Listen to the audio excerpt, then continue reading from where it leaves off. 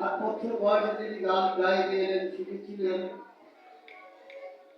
তার আবির্ভাব দিবস, জন্মদিন বলি না, যেহেতু তার আবির্ভাব ঘটেছে বাংলার বুকে, তার 96তম আবির্ভাব দিবসে অংশগ্রহণ করতে পেরে আমি জীবনকে ধন্য মনে করছি।